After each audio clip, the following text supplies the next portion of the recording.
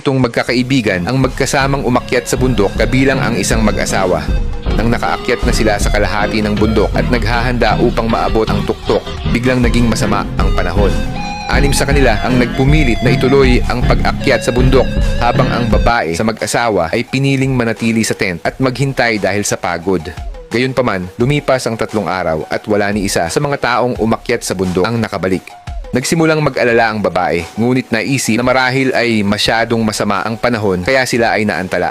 Hanggang sa ika-7 araw ay tuluyang nakabalik ang 6 na lalaki maliban sa kanyang kasintahan. Sinabi nila sa kanya na sa unang araw ng pag-akyat sa summit, ang kanyang kasintahan sa kasamaang palad ay namatay. Nagmamadali kaming bumalik dahil natatakot kaming mag-alala ka at gusto mong dalhin ka namin pababa ng bundok. Noong gabing iyon, bumuo ng bilog ang lahat at pinrotektahan ng babae sa gitna para magpahinga. Malapit ng maghating gabi, biglang sumugod ang kanyang nobyo na puno ng dugo. Hinawakan siya at tumakbo palayo. Napasigaw ang dalaga at nagpupumigla sa takot habang ang kanyang nobyo ay nag-aalalang sumigaw.